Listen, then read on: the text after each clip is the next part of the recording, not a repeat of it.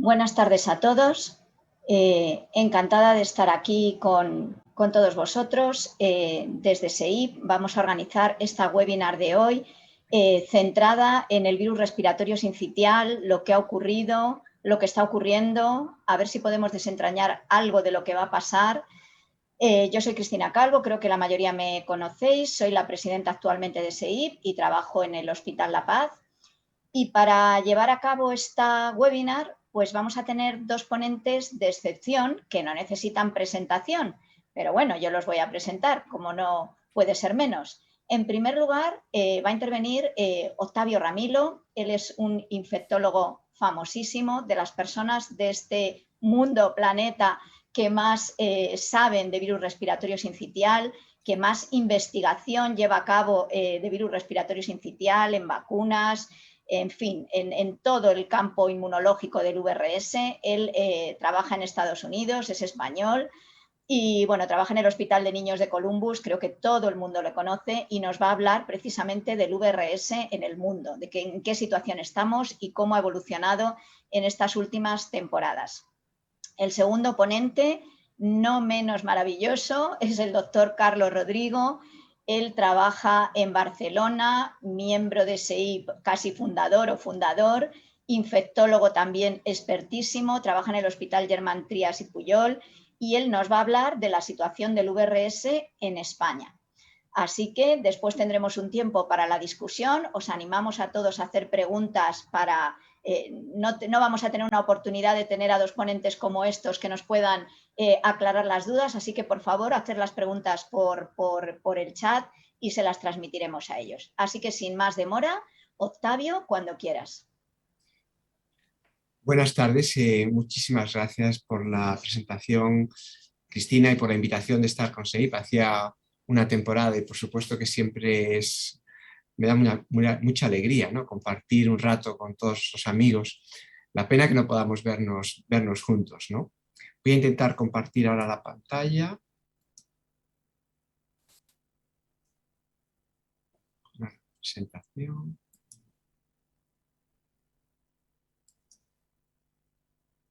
Bueno, el tema que Cristina me propuso fue revisar la situación actual del VRS en el mundo, pero decidí poner una coletilla y unirlo con algunas observaciones recientes que creo que un poco tiene una buena conexión con ese tema.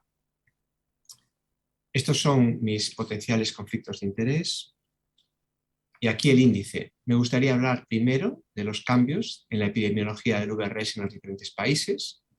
También contaros un poco nuestra experiencia en Columbus y cómo ha sido el impacto no solo del VRS, sino de otros patógenos respiratorios, los cuales lo conectamos con una nueva perspectiva de las interacciones virus-bacteria en los niños con VRS, un poquitín explorando los mecanismos y al final vamos a hablar un poquito de la respuesta innata en la mucosa y por qué tiene una relación importante con los diferentes tipos de virus.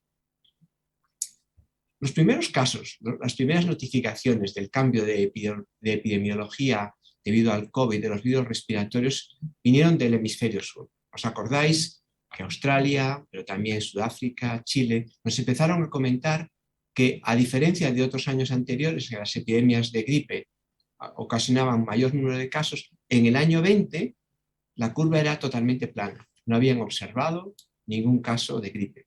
Sin embargo, el mérito de fijarse en el VRS vino de Brasil. Ese es uno de los primeros estudios ya publicados de los compañeros brasileños que observaron una disminución muy importante de las hospitalizaciones debido a bronquiolitis. Aquí tenemos la del año 20, comparado con los años anteriores, justo con el comienzo de las medidas de distanciamiento social. Y también no solo eran las hospitalizaciones, sino que el número de casos de bronquiolitis también cayó de forma significativa, a pesar de que otros diagnósticos seguían en su forma típica. Es decir, no era porque no se hacían diagnósticos y porque no se asistiese a los pacientes, sino que realmente era una caída específica de bronquiolitis. Como sabéis, la situación ha variado en diferentes partes del mundo. Creo que la situación epidemiológica de Australia, que se ha publicado recientemente en el mes de julio, merece la pena revisarlo. Aquí comparamos tres regiones de Australia. Aquí tenemos Nueva Gales del Sur, que es donde está Sydney. Aquí la parte muy aislada más occidental de Australia, y por último el estado de Victoria, donde está más al sur, donde está Melbourne, que es donde juegan el Open de tenis. Fijaros que aquí en gris nos muestran el número de test diagnósticos que se realizan, es decir, que sí que hay una actividad diagnóstica, no es porque se deja de hacer diagnóstico, y en un color rosa viene la mediana de las epidemias normales de VRS, y vemos que en estas 3 regiones de Australia típicamente ocurre en eso, en mayo, junio, julio, su invierno, que es lo típico en el hemisferio sur. También en contraste, vemos el año 2021 aquí en la línea roja, vemos que realmente no tuvieron casos, que la epidemia clásica desapareció y sin embargo empezó a aparecer en una forma más precoz, otras más tardía, incluso en esta en Victoria mucho más tardía, un pico tardío después de haber saltado como una temporada normal de VRS, que no es tan distinto de lo que hemos visto en nuestra situación en Estados Unidos o vosotros en España. Fijaros que a veces se relaciona con las aperturas o no de las diferentes regiones, pero, o de los colegios, pero a veces no está tan claro que se vea esa correlación. Si nos fijamos en los datos epidemiológicos de Europa, aquí vemos que del año 16, 17, 18, 19, vemos que hay un gran brote muy consistente europeo de VRS que casi incluye a todos los países, ¿no? Fijaros que aquí nos pasamos una estación y empieza a ver en estos datos, en la primavera, empezamos a ver en Francia, en rojo, aquí yo creo que esto es Islandia, un poquito de Portugal, y yo creo que esta línea amarilla es España, porque aunque hay una línea amarilla de Finlandia, en Finlandia me han dicho bastantes amigos que no han tenido VRS. O sea que quizá esto sea, que se ve aquí, que quizá pilla el comienzo de la epidemia, que me imagino que Carlos va a contar con mucho más detalle en algunas zonas de Europa y fundamentalmente de España. Aquí como ejemplos tenemos Francia e Islandia, y vemos que en los años anteriores claramente típico en el invierno y sin embargo en el año actual muy desplazado a la primavera, tanto en Francia como en Islandia. Fijaros que la temporada de VRS en Islandia es como muy plana, ¿no? Y este año han tenido el pico mayor comparado con los últimos 3 años. También no solo es cuándo aparece, sino las características de ese pico epidemiológico. En Estados Unidos, estos es los datos del CDC, que como veis me los bajé ayer, y aquí tenemos los datos representados con el porcentaje de test positivos de VRS o de VRS en antígeno en azul con cultivo de virus, es curioso que aún hagan cultivo de virus, pero debe ser que hay algunos que aún les gusta, y con PCR. Y como veis, se ve aquí en noviembre del 19, se ve el clásico pico que tuvimos, luego desaparece y no vuelve a activarse hasta la primavera de este año, del 21. Es importante ver, fijaros que este es el 10% de positividad y este es el 5%, que claro, aquí se ve un poco de ruido con los test antigénicos, sin embargo, con PCR la curva es totalmente plana. No sé si quizá estos test antigénicos, aunque se ve ahí un 1, 2, 3%, realmente son reales o son falsos positivos, porque claramente la PCR es la prueba mucho más fiable y ves como la curva claramente se pasa una estación y no aparece hasta la primavera de este año. ¿Cómo lo hemos vivido nosotros aquí en Ohio, en el hospital en Columbus? Perdón. Florida es otro estado muy interesante y creo que ilustra, que me imagino que Carlos va a contar, las diferencias entre las diferentes regiones de Estados Unidos. Florida se caracteriza, sobre todo en el sur, donde está Miami, porque tienen VRS todo el año. Y si os fijáis, aquí tenemos el año 18 y 19, vemos un pico muy importante en otoño, pero se mantiene.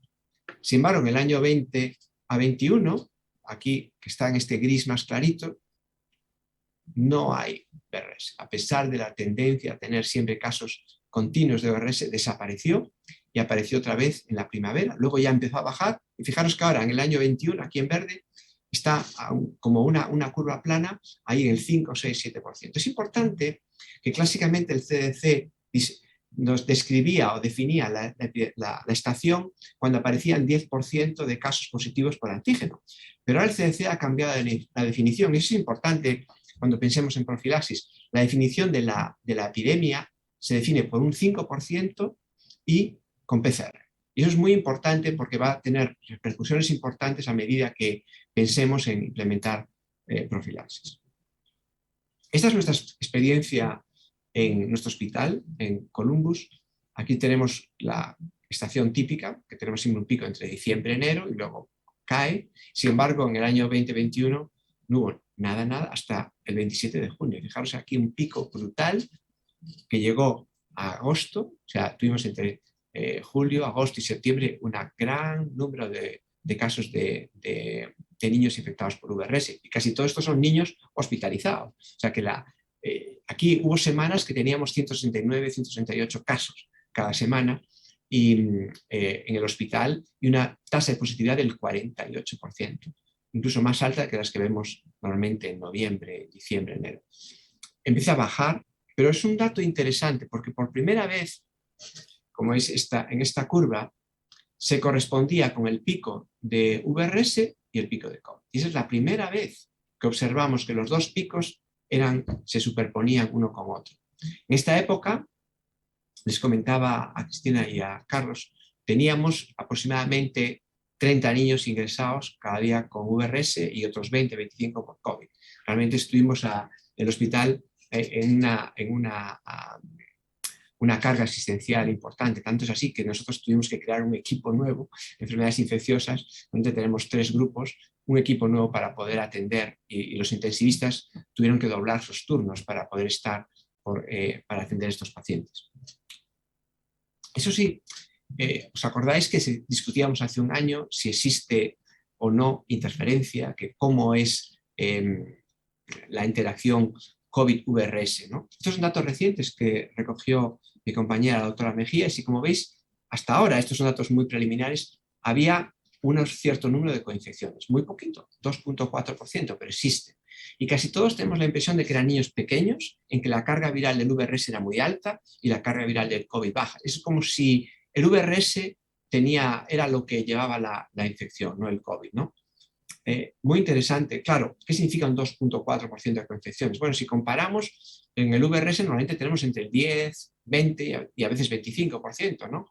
Siendo más frecuente el rinovirus. Cuando pensamos en los otros coronavirus, los endémicos, un 25% tienen VRS. O sea que esta tasa de coinfección, claro, es muy inicial. Vamos a ver qué significa. Parece en principio menor de la que vemos con otros virus, ¿no? Pero sí existe. Y esos niños se comportaban clínicamente más como bronquiolitis por VRS que COVID. Es interesante, porque si nos planteamos aquí en el comienzo de la epidemia, cuando tuvimos los picos grandes de COVID, casi todos los lactantes que tuvimos con infecciones por COVID no tenían síntomas de bronquiolitis. Cuando tenían bronquiolitis, normalmente encontrábamos otro virus, rinovirus casi siempre, ¿no? Casi siempre tenían fiebre. La mayoría de los que tenían neumonía eran niños más. ¿Qué ha pasado con otros virus respiratorios? Bueno, es interesantísimo. Aquí tenemos la suerte, estos son los datos del Laboratorio de Microbiología de nuestro hospital, aquí desde enero del año 20 hasta octubre de este año.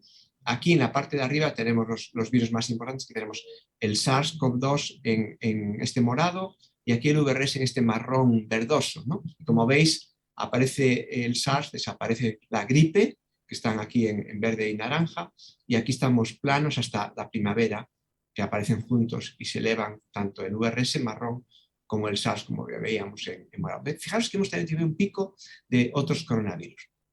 En contraste, si nos fijamos aquí en naranja, el rinovirus, o en azul, el adenovirus, no se impactaron en nada, no variaron, no cambiaron con el impacto del COVID.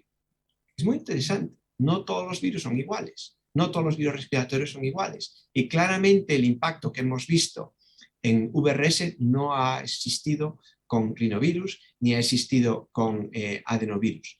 Ahora, fijaros que aquí hay un pico también interesante, a la vez que aparece el VRS también vemos un pico de parainfluenza, ¿no? Muy interesante, yo creo que tenemos mucho que aprender aún por qué los diferentes virus se comportan de manera tan distinta. ¿Y qué ha pasado con otros patógenos respiratorios? Bueno, revisando la literatura para preparar esta charla, encontré este artículo muy interesante publicado hace unas semanas.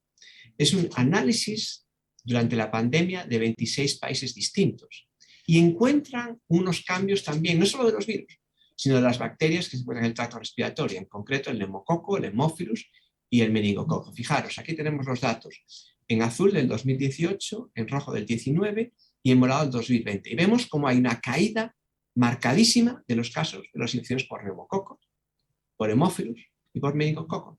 Todos patógenos que se llevan en el tracto respiratorio. En contraste, el Streptococcus agalactiae, el Streptococo del grupo B, vemos que no hay un cambio. Es decir, que cambian ciertas bacterias, las que están en el tracto respiratorio, sugiriendo que hay una interacción virus-bacteria que a veces no intentamos o la intentamos simplificar.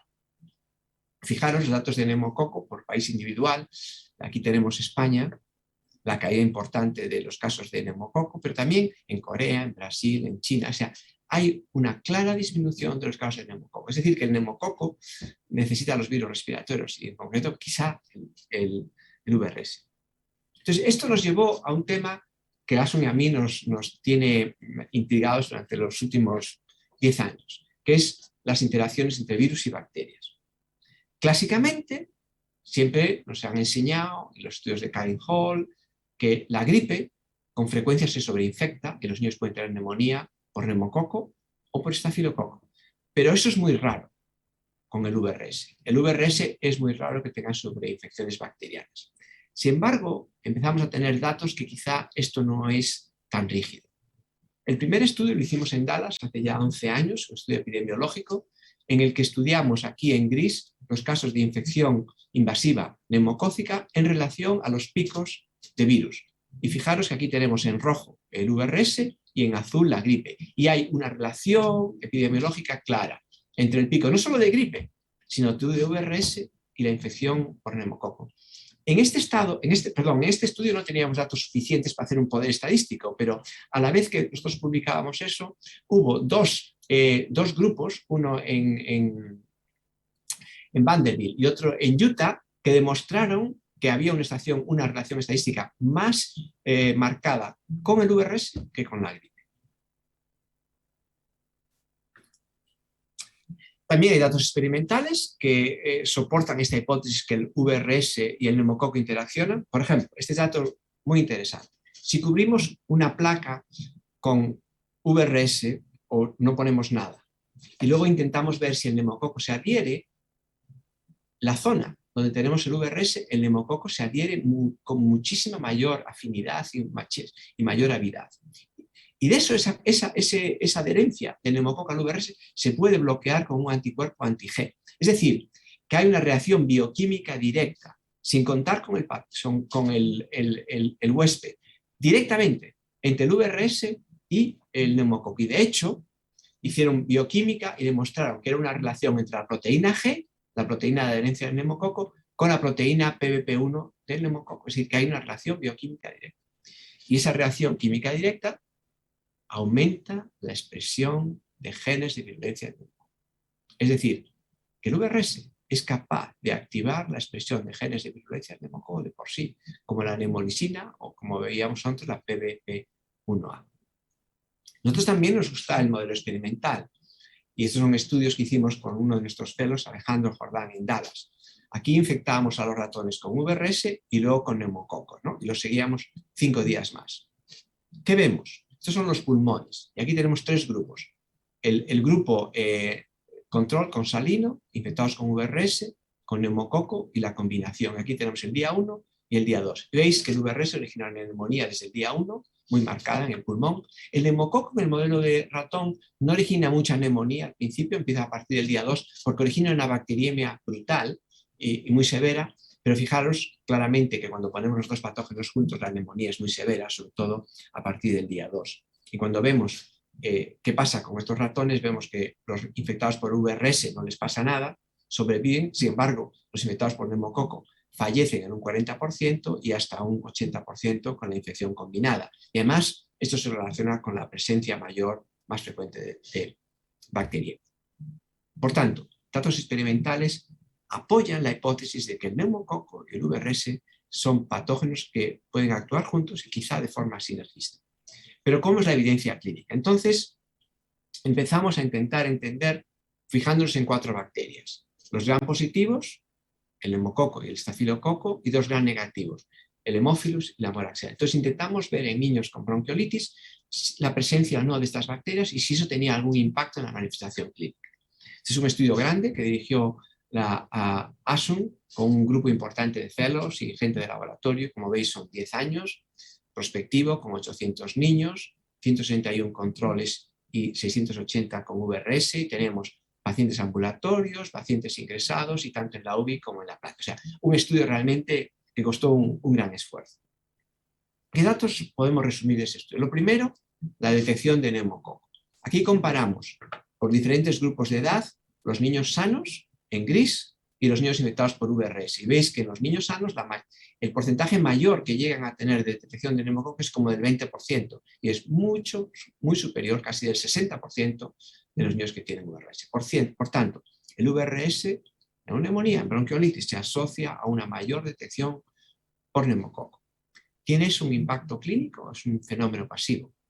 Aquí estudiamos la presencia de la fiebre y la neutrofilia y vemos que los pacientes que tienen PCR negativa, los que tienen estafilococo, la presencia de fiebre es muy poco frecuente. Sin embargo, aquellos niños en los que detectamos neumococo o Haemophilus tienen una mayor frecuencia de fiebre y es estadísticamente significativa comparado con todos los otros grupos que tienen Moraxella, Staph, PCR negativa o que tienen más de un patógeno. Y también vemos que esos mismos grupos, el neumococo y el Haemophilus, se asocian con mayor neutrofilia. Esto ya insinúa que esto no es un fenómeno pasivo, que el VRS con el neumococo y el Haemophilus quizá altera la respuesta del huésped y juega un papel en la patogénesis de estas infecciones. De hecho, si medimos un score clínico, en score clínico a partir de 6, 7, 8 se considera ya enfermedad moderada severa, comparamos los niños que no tenían ni neumococo ni Haemophilus, vemos cuando tienen neumococo o Haemophilus ya tienen un score de severidad mayor y el grupo que tienen los dos tienen la mayor severidad clínica. De hecho, si nos fijamos en el grupo extremo, los niños que están en la UBI, medimos la concentración de neumococo en el aspirado nasofaríngeo con la duración de estancia en la UBI, se correlaciona también de forma directa la detección y la cuantificación, en este caso, de neumococo con la duración de estancia en cuidados intensivos. Por tanto, este fenómeno de detección de neumococo y de Haemophilus en estos niños con VRS no parece ser pasivo, sino que nos sugiere que hay un grupo en el que estos patógenos bacterianos de alguna manera son sinérgicos con el VRS y intervienen en la patogénesis de la enfermedad y creemos que en un subgrupo en la severidad de la enfermedad. Ahora, hay un aspecto nuevo que nos empieza a aclarar esta interacción virus-bacterias y es el papel de la respuesta inmune innata. Clásicamente, cuando hablamos de la respuesta innata, nos fijamos en dos aspectos. La respuesta antiviral, los interferones, la respuesta antibacteriana inflamatoria. Pero estos dos son como dos brazos de la respuesta innata y entre los dos se autorregulan. Hay un balance. Bueno, entonces, esto se estudia muy bien en modelos animales. Por ejemplo, si infectamos un ratón con una bacteria, vemos que los gram positivos van a activar el sistema inmune por el receptor TOL2 y los gram negativos por el 4, van a activar los macrófagos, van a activar el epitelio respiratorio, van a producir defensinas, péptidos antibacterianos, radicales de oxígeno, también quimoquinas, porque yo estoy convencido que las células del epitelio respiratorio las debemos llamar células inmunes, producen quimoquinas, atraen a los neutrófilos que van a originar la respuesta inflamatoria y a intentar eliminar las bacterias. Si antes de eso infectamos estos ratones con el virus de la gripe, produce interferón, este va a bloquear a los macrófagos y al epitelio respiratorio de tal manera que va a haber una disminución de la producción de la respuesta de quimoquinas y de la inflamación y va a facilitar la sobreinfección. Esto es un concepto importante, que un exceso de interferón originado por los virus tiene un efecto contraproducente. No me podía imaginar nunca que el interferón no pudiese ser positivo. Y esta hipótesis cada vez está más demostrada en modelos experimentales, queremos demostrarla ahora en niños. Los virus, si producen una respuesta de interferón muy marcada, bloquea el desarrollo normal de la inflamación y favorece el crecimiento bacteriano. Hay un nuevo componente. Este verano el grupo de Boston Children's describieron que en la mucosa los virus, si producen una respuesta de interferón en la mucosa, como sabéis el interferón más típico de la mucosa es el tipo 3 o lambda, este interferón va a producir apoptosis. del epitelio respiratorio, favoreciendo la sobreinfección bacteriana. Fijaros qué interesante hasta qué punto esto es relevante para entender cómo los virus y las bacterias se interaccionan y facilitan el desarrollo de infecciones respiratorias. Y acabo. La mucosa. Nosotros llevamos en los últimos años con mucho interés en estudiar la respuesta de interferón en la mucosa, de interferón lambda. Y aquí comparamos dos estudios. Este en niños con VRS, lo presentó una de nuestras fellows, Janet Averas, en el Congreso de Infecciones del año pasado, y ahora en niños con SARS-CoV-2, que lo presentó otra de nuestras fellows, Ana Quintero, en el Congreso de hace un mes, ¿no? Fijaros que cuando medimos el interferón lambda, aquí comparamos niños sanos, niños con VRS severo hospitalizados, niños con un cuadro mucho más benigno, manejados pacientes ambulatorios, ¿no? Y fijaros que la detección de interferón se asocia a un cuadro más benigno. Es protector en el estudio multivariado, es protector y aparece como que previene la hospitalización por VRS. En el SARS-CoV-2 no es así. Aquí vemos los controles sanos, niños que se diagnosticaron de forma por screening, y luego los niños sintomáticos. Vemos que los sintomáticos más severos tienen mayor producción de interferón, por supuesto los MIS. Es decir, que el interferón lambda, que parece ser protector en el VRS, no parece ser en los niños severos con SARS-CoV-2, que también no solo tienen interferón lambda, sino tienen inflamación. Y ahora tenemos datos, hemos encontrado con la colaboración con Jamel Beray y Jacques Vachereau, hemos encontrado que estos niños con SARS-CoV-2 tienen unos macrófagos CD14 que tienen genes de interferón y genes de inflamación. Y quizá nos vienen a explicar por qué esta respuesta es tan compleja, y por eso el interferón no parece protector en niños con SARS-CoV-2. Termino. Creo que estamos todos de acuerdo que el COVID ha modificado la epidemiología del VRS y que los cambios epidemiológicos han variado en función de los países y las regiones, y aún no entendemos muy bien el origen. También hemos visto que la disminución de las infecciones por VRS se asocia a una disminución de infecciones por bacterias, fundamentalmente el neumococo, muy marcada. Y entonces nos vuelve a traer de frente la importancia de entender la relación virus-bacteria. El hecho que disminuya el VRS y disminuya el neumococo, creo que es un argumento más que el VRS y el neumococo están relacionados. Y este es un área que aún no conocemos mucho y que hay que estudiar, y que quizá no hay que mirarlo con un enfoque tan dogmático, sino intentar entender que a veces el VRS sí puede sobreinfectarse y puede actuar de forma sinérgica con el neumococo. Pues mucha gente, nuestros colaboradores, amigos y fellows durante muchos años que han contribuido a estos estudios, por supuesto nuestro laboratorio conjunto con la doctora Mejías y la financiación fundamentalmente del Instituto Nacional de la Salud de Estados Unidos. Muchísimas gracias. Muchísimas gracias, Octavio. Excelente, súper interesante. Después lo comentaremos. Carlos, cuando quieras. Muy bien. Ahí. Vamos a ver si se deja, teóricamente. Estoy compartiendo. Vale.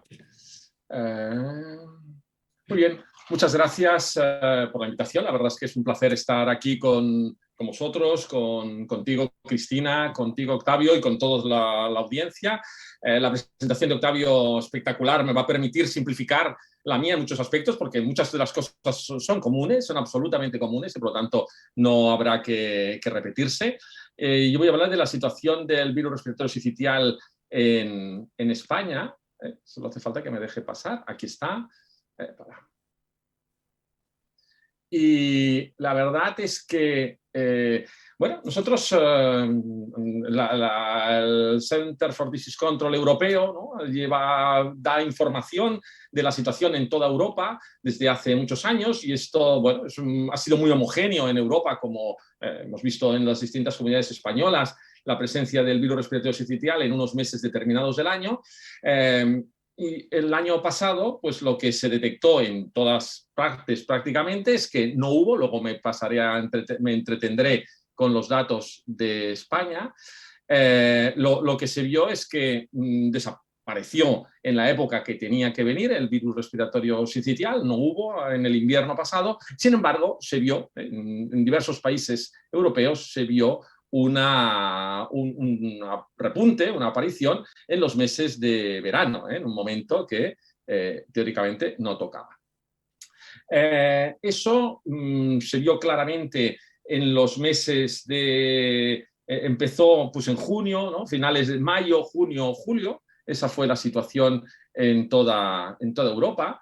Y en la semana 25, que la semana 25 del año corresponde a finales de junio, pues en Europa había, ¿no? Así como en los meses clásicos de invierno no había habido, en el global de Europa la cantidad de casos de virus, estos son números de casos de infección por virus respiratorio sincitial en niños, prácticamente en el global de Europa, era bastante similar a lo que había pasado en invierno de otros años. Y teníamos esa información que había sucedido algo absolutamente similar en Australia.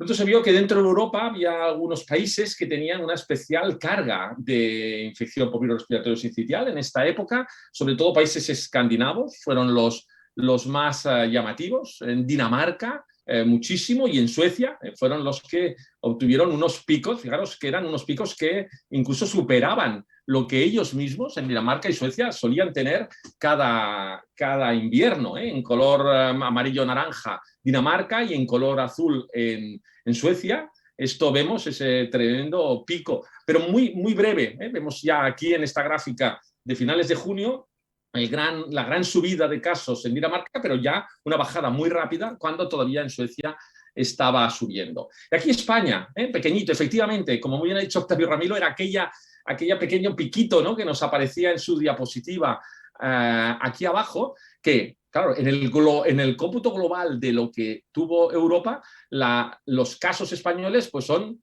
pocos, ¿no? Y aquí vemos proporcionalmente a lo que representa la carga de enfermedad por virus respiratorio sincitial en España dentro del conjunto europeo cada año, cada invierno, pues cada invierno, como no hay casos ni en Europa ni en España, evidentemente, durante el invierno del 2019, del 2020-2021, y como aquí pues hay unos picos, ¿no?, que aquí lo tenemos, en el momento del máximo auge del verano, pues en España hubo algo, pero no hubo muchísimo, pero sí que hubo. Esos eran datos adquiridos durante el verano y primavera y otoño, perdón. Y aquí esta es la información de la última semana de que disponemos datos claros, que es de mediados de octubre, es la semana 41, que en España, en la detección, ¿no?, que hace el sistema de vigilancia del Ministerio, bueno, se habían detectado, con lo que eso significa, pero eso nos sirve, doy este dato porque nos sirve para comparar con otros años, pues había habido en toda España 125 detecciones, una peculiaridad, que estaban de bajada. Es curioso, que habían sido en la semana 39, la semana 39 era a primeros de octubre, ¿no? Primeros de octubre fue como el máximo de este nuevo pico, o sea, habíamos tenido mucho en julio, agosto, bajó y luego volvió a subir a comienzos de septiembre, pero luego, según los datos recogidos en el Centro Nacional de Epidemiología, pues la verdad es que en la semana 39, 23% de las infecciones detectadas con positividad eran por VRS y habían bajado, ¿no?, a un 10% en ese último momento. Veremos, ¿no?, qué ha sucedido. Nosotros en Cataluña hace muchos años que, gracias al trabajo ímprobo de un virólogo del Servicio de Microbiología del Hospital Vall d'Hebron, Andrés Antón, al que debo muchas de las diapositivas que enseñaré ahora, pero que son muy importantes para entender la situación y para saber el control que se tiene, pues hace un seguimiento. El virus respiratorio sincitial no tiene a nivel público de salud pública un seguimiento como tiene la gripe, no lo tiene en absoluto. Nosotros, Andrés Antón inicialmente, y luego pues contó con una serie de asociados que nos hemos ido añadiendo, inició el año 2014 la investigación. Al principio había muy pocos hospitales participantes, pero fijaros que pronto, ya desde la temporada de 2016-2017, los principales centros hospitalarios de Cataluña, de las 4 provincias catalanas, participan en aportar datos, aportamos los datos a Andrés Antón para que haga una evaluación, ¿no? Aquí tenemos los datos del 2016-2017, 2018-2019, el 2018-19 fue especialmente malo, aquí lo podemos ver, nos sirve para comparar. la anchura y el pico suelen ser similares, ¿no?, cada año, pero el 2018-2019 realmente fue mucho, mucho peor. Luego vemos aquí un vacío, vamos a verlo con más precisión. Es curioso que también comprobamos que no es igual en las diversas provincias, como antes comentaba Octavio, que sucedía diferente, ¿no?, pero con mucho más grande, que en Miami sea diferente a Ohio es mucho, mucho más razonable que en Barcelona sea diferente a Tarragona. Pero bueno, también lo es, ¿no? Y vemos que los picos pueden tener distintos momentos. Aquí, por ejemplo, vemos cuando a finales de año 2019-2020 había casos en Barcelona, en Tarragona prácticamente no había nada. Esto nos sirve para saber cuál es la situación. Lo que comentaba Octavio antes, ¿no?, de en qué momento se decide que estamos en una situación fase epidémica, que ya está, ya hace unos años habíamos decidido ese valor, ¿no?, del 5%, nos tiene que avisar y nos tiene que poner atentos, sobre todo para tomar medidas hospitalarias, ¿no?,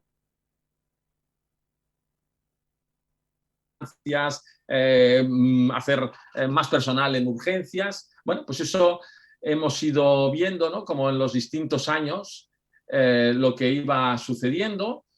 Lo mismo, ¿no?, volvimos a comprobar, ¿no?, cómo a medida que va pasando la pandemia, pues es diferente, ¿no?, lo que sucede en las diversas provincias. Aquí teníamos la situación hasta el año 19-20, con los distintos, y aquí está ese hueco, ese enorme vacío que se nos presentó el año 2020-2021, ¿no? Aquí estamos, el último pico que ya he enseñado antes, que fue muy importante, fue una epidemia potente la que vivimos el año 2018-2019.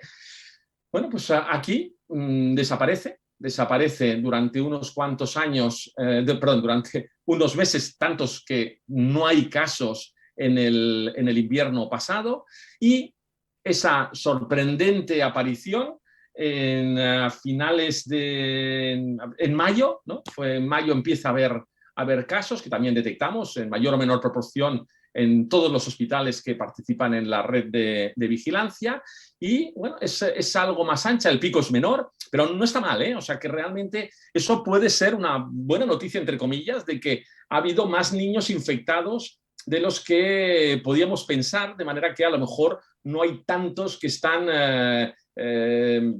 con capacidad de infectarse porque no han adquirido ningún tipo de inmunidad para este otro invierno, ¿no? Creo que esto, al ver los datos, te das cuenta que, bueno, pues al final hubo, fue más ancha, se duró más tiempo, de la semana 16 a la 32, y el pico no fue tan alto, pero no ha estado mal, O sea que realmente ha sido muy significativa la situación y muy clara, ¿no?, como se ve en esta gráfica. Y ahora, eso es lo que veíamos en los meses de verano, y ahora es lo que estamos viendo aquí, ¿no? La semana 41 es mediados de octubre, los últimos datos son de hace 2 semanas aproximadamente.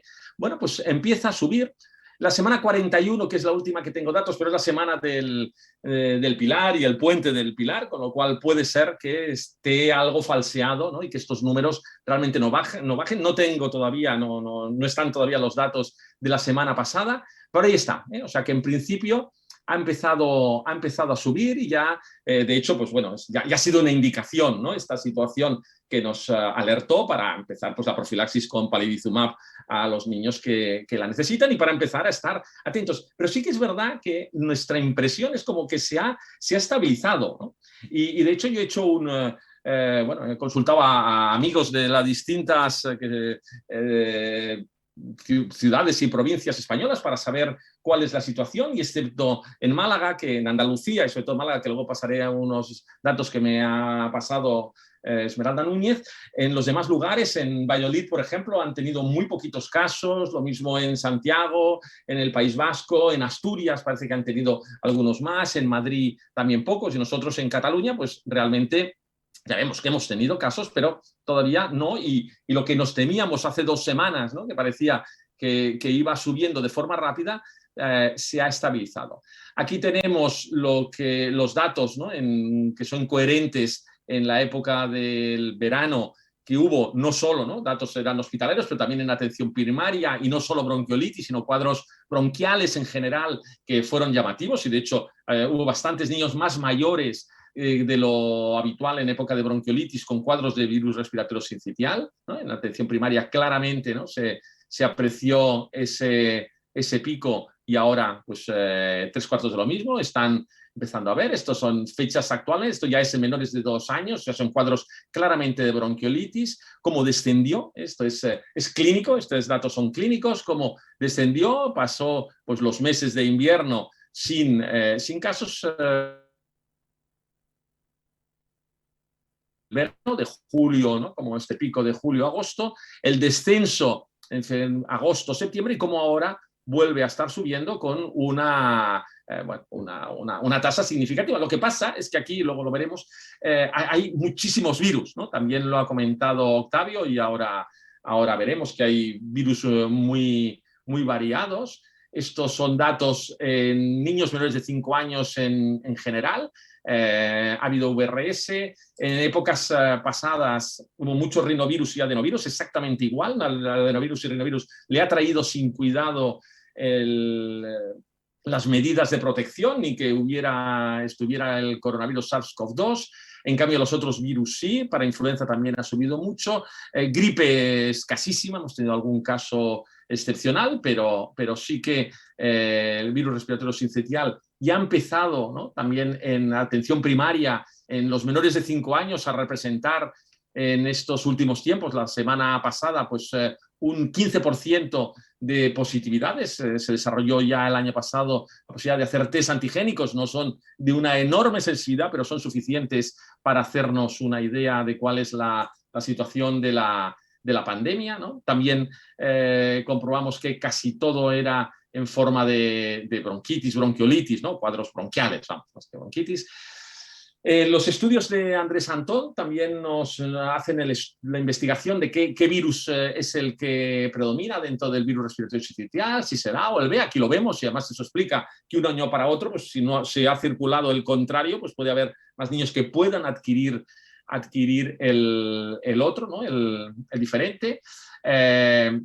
En líneas generales, este año domina el B. Nosotros hay más B que A. En Valladolid me han dicho que el 100% de todos sus aislamientos ha sido virus respiratorio B, ¿eh? O sea que realmente ahí tenemos esa situación. Estos son los datos de Málaga que me ha pasado la doctora Esmeralda Núñez, un trabajo que hizo con la doctora Fuensanta Garrido, en donde se ve, y esto es, pongo Málaga para no repetirme en muchos sitios y porque lo tienen muy bien recogido, fue motivo de una tesis doctoral, en donde se ve clarísimamente esto es lo que sucedía cada año, y ese vacío absoluto del invierno pasado, y como aquí ya se ve, ¿no?, el repunte, que es igual, ¿no? O sea, estamos absolutamente equivalente en las distintas comunidades. Digo, en Málaga en datos un poquito más altos que en otros lugares. Y este es el resumen de la situación en España, ¿no?, usando datos, sobre todo los datos de que dispongo de Cataluña, que nos permiten ver, pero que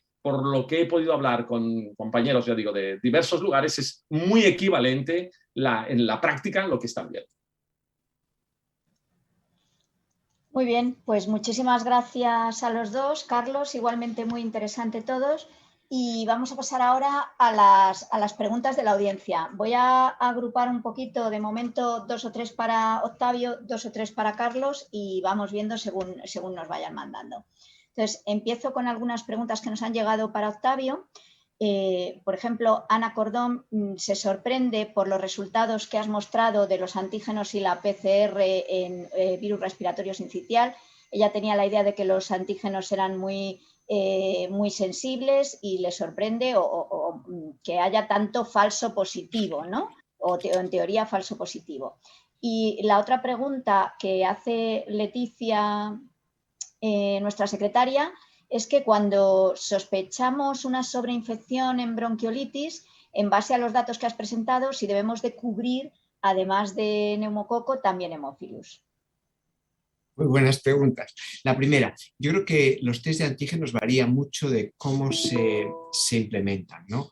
hay datos muy claros que si se hace en el laboratorio de microbiología son mucho más fiables que si se hace por personal no especializado, ¿no? Y eso es muy importante. Nosotros en el hospital, durante muchos años se hizo microbiología, quería hacer los test de antígenos en el hospital, que no lo hiciesen los médicos, las enfermeras en urgencias, porque es mejor la fiabilidad. Yo creo que hay, no estoy seguro, pero sospecho que hay un poquito de falso positivo en esos datos del CDC, pero no lo puedo demostrar. Yo creo que la sensibilidad es del 80-85%, pero la PCR sí que añade de un 10 a 15, entonces a veces es relevante. Yo creo que para lo que decía Carlos estoy totalmente de acuerdo. Si podemos hacer en la medicina ambulatoria el test de antígeno, me parece excelente. Yo creo que otra cosa es el hospital. Respecto al papel de la bacteria en las infecciones por VRS, yo no estoy diciendo que tengamos que usar antibióticos. Creo que el objetivo es que quizá debemos hacer estudios, porque a lo mejor en niños en los que detectamos neumococo y hemófilos, a lo mejor hay un grupo que se podría beneficiar. Entonces, este es un primer paso. Yo creo que había que hacer un estudio controlado, randomizado, para ver si eso ocurre. Ahora bien, si tenemos un niño ingresado por VRS que tiene fiebre de 39,5 y 22.000 leucocitos, yo creo que 39,5, por ejemplo, sea una fiebre un poco exagerada para un VRS, sin duda. Creo que ahí ya, en esos casos, clínicamente, que todos los vemos, ¿no? A veces son más abundantes, a veces no. Yo creo que si en ese particular caso, que a lo mejor yo voy a cubrirlo con antibióticos, sí que voy a cubrir el hemófilo, sin duda alguna. Y cubriría con un agente que me podía cubrir los productores de beta-lactamasa. Muy bien, pues muchas gracias. Para Carlos, ¿por qué, si tiene alguna hipótesis de por qué las diferencias de unas zonas a otras de España y también por qué un pico más pequeño que en otras ocasiones? Y primero para Carlos y luego para los dos, si hay diferencias de gravedad entre estas infecciones de VRS que hemos tenido este año y los años precedentes. Se ha hablado mucho de que los niños estaban pues muy naif, que no había inmunidad, que las madres tampoco se habían inmunizado y que esta epidemia iba a ser más grave. ¿Ha sido así en vuestra experiencia? A ver, no.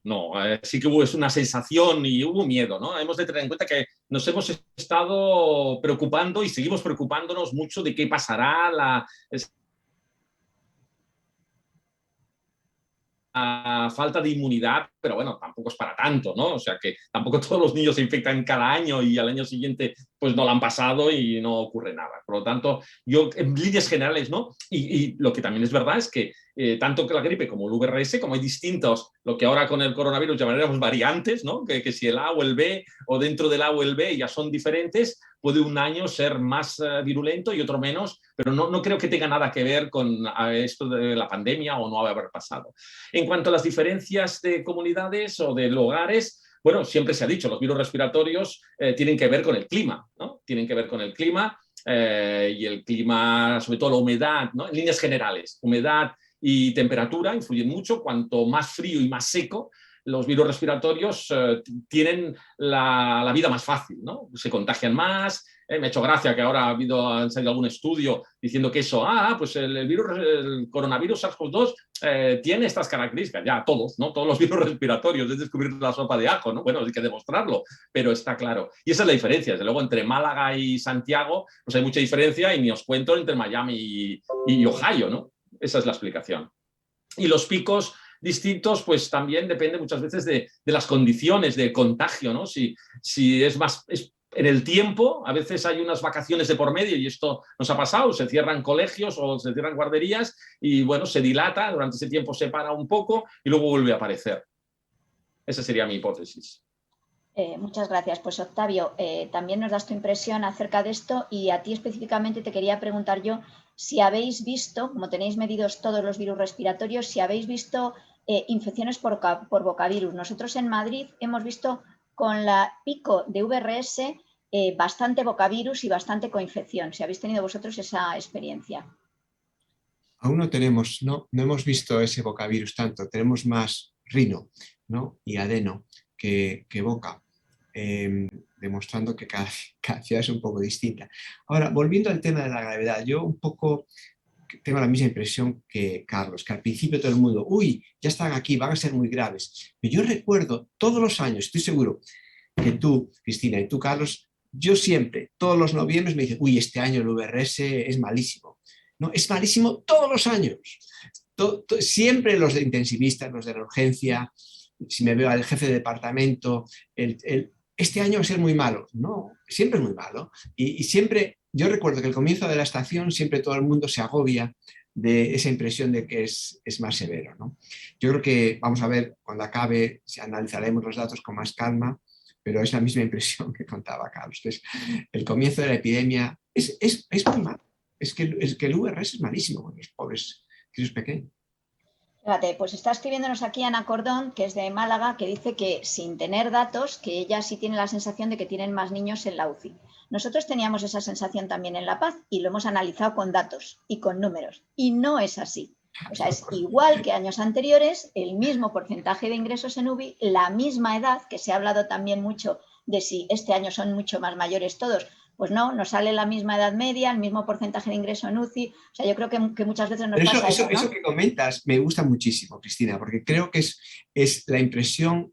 ¿Cuántas veces tenemos la impresión que uy, estamos viendo muchos estreptococos, los neumococos están más graves? Y luego te sientas, pones los datos juntos y esos datos no son así. Es importante, yo creo, que les contemos a nuestros compañeros más jóvenes que llevan menos años de adjuntos, que es importante sentarse y poner los datos, no dejarse llevar esta impresión inicial. Pero tal cual, así también, que en mis preguntas generales la primera impresión, uy, sí, parece que sí, en el momento que cogían datos concretos, no, pues es como cada año. Lo que pasa es que estamos obsesionados. Y es lógico, Efectivamente. Bueno, para los dos, una pregunta acerca de la profilaxis. Bueno, con este lío que tenemos de epidemias que van, vienes, la profilaxis, ¿qué vamos a hacer? La hemos tenido, hay hospitales que la han puesto en junio o julio, cuando empezamos a ver la epidemia, otros que no. A los niños se les ha puesto la profilaxis ahí en esos meses. Ahora de repente tenemos lo que parece que va a empezar otra epidemia, pero tampoco tenemos claro si sí o si no. ¿Qué hacemos? ¿Les mantenemos profilaxis todo el año? ¿Se la ponemos, se la quitamos? ¿Nos basamos en el 5%? ¿Qué opináis? Octavio, Carlos, empieza tú. Bueno, la pregunta es difícil. No, la verdad es que nosotros discutimos muchísimo en junio y julio y decidimos poner profilaxis, empezar y seguimos. O sea, esa fue la decisión después de muchas deliberaciones entre neonatólogos, los pediatría ambulatoria, y esa fue la decisión final. O sea que sí, empezamos la profilaxis en julio y seguimos, vamos a seguir, no vamos a interrumpir. En Cataluña decidimos intentar tomar una decisión global, ¿no? De manera que nos reunimos en el Instituto Catalán de la Salud, pues los distintos hospitales, hubo diversidad de opiniones, pero al final pactamos empezar la profilaxis en el mes de junio y la mantuvimos, pero que aprovechando esa espectacular, ¿no? Capacidad de valoración epidemiológica, ¿no? De virus que nos aporta Andrés Antón y su grupo, pues que actuaríamos en función de eso, ¿no? Y en función del cuadro clínico y del aislamiento. Con lo cual lo mantuvimos dimos 2 dosis, simplemente con 2 dosis fue suficiente, la paramos. Hubo alguien que la mantuvo un tercer mes, pero lo paramos porque es que no había, ¿no? Y no tenía ningún sentido. Como la habíamos parado en el invierno pasado, el invierno pasado sí, no completamos, a lo que llevábamos 3 meses que no había, pues la paramos oficialmente, aunque ya digo, no todo el mundo la paró. Y ahora también estamos atentos y cuando ha llegado a un porcentaje de positividad significativo, pues hemos decidido, justo ahora, en esta segunda quincena de octubre, en los distintos centros, de forma acordada, la hemos reintroducido. A mí me parece que tiene mucha lógica lo que habéis hecho. Nosotros aquí no pudimos, inicialmente yo proponía eso, empezar y seguir los datos, ¿no? Pero bueno, había cuestiones técnicas y de los seguros que los pediatras de primaria decían que era muy complejo para ellos porque los seguros les van a volver locos. Pero yo creo que lo que planteáis es lo correcto. Yo creo que es lo que se ha hecho en casi toda España. Muy bien. Otra pregunta para los dos. Primero, si podemos hacer una estimación de lo que va a pasar este invierno, si tenéis alguna idea de si vamos a tener otra epidemia seguida de la que acabamos de pasar. A mí me cuesta pensar que hemos terminado una epidemia en septiembre y que vamos a empezar otra en octubre.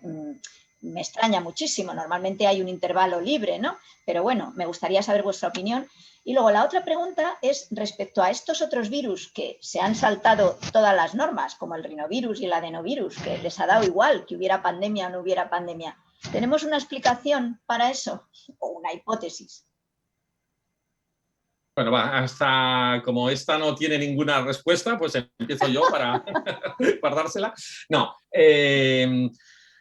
sobre esta segunda parte, ¿no? Esta segunda parte parece, ¿no?, que las características de los virus, de estos, del rinovirus sobre todo, y se supone que del adenovirus, pero está mejor estudiado el rinovirus, pues que las medidas más habituales, ¿no?, la mascarilla por el tipo de transmisibilidad, parece que se aerosoliza con mucha más facilidad, también se mantiene más, ¿no? El coronavirus se dijo mucho, pero para las manos pues parece que menos, con una serie, ha sumado una serie de factores que se ha saltado, pero eso es hipótesis absolutamente empírica, y en los resultados está claro que no le ha hecho nada, o sea que todas las medidas de aislamiento no ha influido.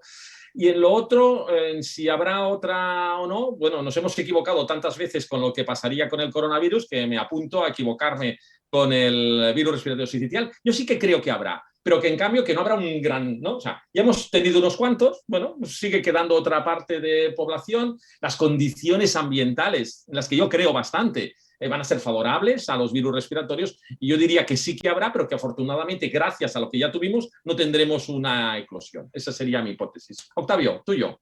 Yo no tengo nada que opinar. Nada. No sé. Listo es, qué listo es. Claro, ahí estás tú. Es la diferencia. Los genes gallegos. Bueno, pues nada, vamos a ver cómo se nos da este invierno. Bueno, yo creo que no tenemos de momento más preguntas de la audiencia. No sé si queréis hacer algún comentario o algo que queráis añadir que se os haya quedado en el tintero.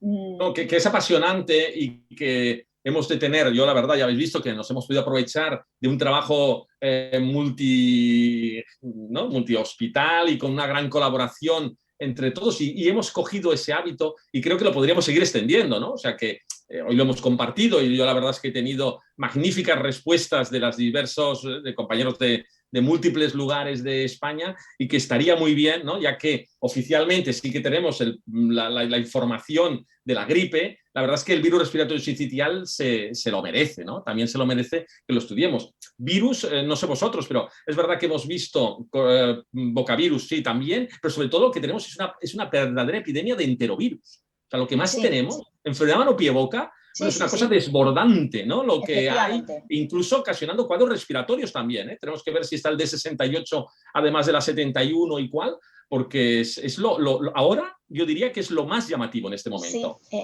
ahora que lo dices, ha habido una epidemia, o parece que hay una epidemia, o está empezando un brote de enterovirus D68 en Europa, y creo que en España hay algún caso, pero muy pocos. Nosotros no hemos tenido ninguno. No sé, Octavio, si habéis tenido vosotros enterovirus normales, mano, pie, boca, muchísimos. Pero D68 no hemos tenido, pero sí que está empezando un brote en Europa. No sé qué situación tenéis vosotros allí.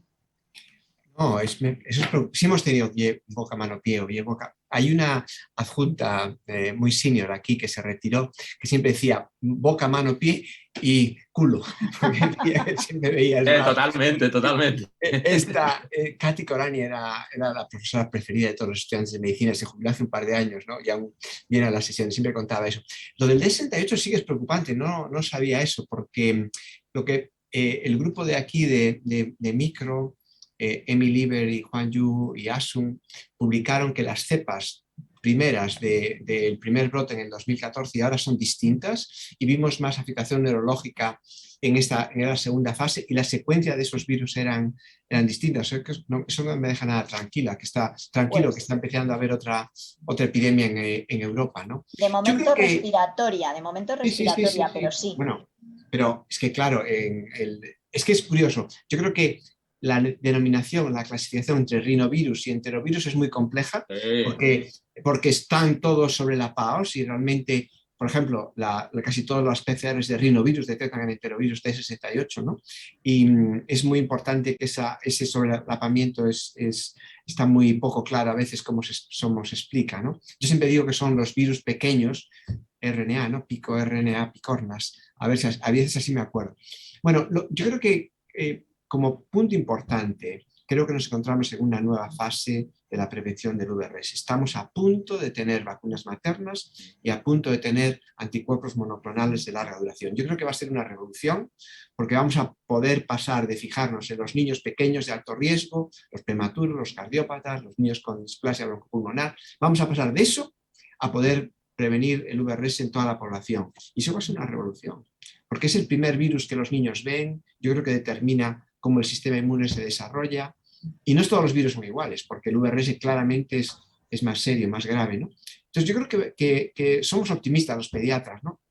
No sé qué os pasa a vosotros. Yo ahí sí que os quería pedir eso, como última cosa casi, ¿qué perspectivas tenemos para futuro inmediato? ¿Vamos a poder tratar a todos los niños con un anticuerpo monoclonal? ¿Vamos a poder hacer una prevención a toda la comunidad pediátrica, que en realidad es la que se la merece, porque los niños que se infectan por VRS son niños sanos?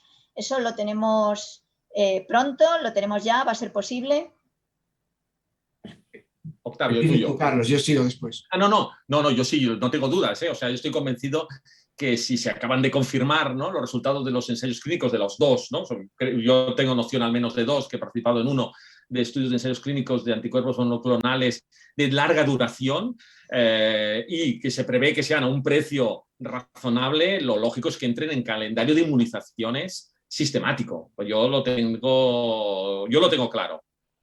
Tú también, veo, Cristina. Octavio, ¿qué piensas? Yo también. Yo creo que estamos casi cruzando estamos al borde de poder empezar la profilaxis con los monoclonales, con las vacunas maternas, y creo que va a llegar a toda la población. Yo creo que hay un compromiso importante de todas las compañías que están desarrollando los monoclonales, de las organizaciones internacionales, que va a tener que ocupar a toda la corte de nacimiento. Sí, yo creo que estamos ahí, cada vez más cerca.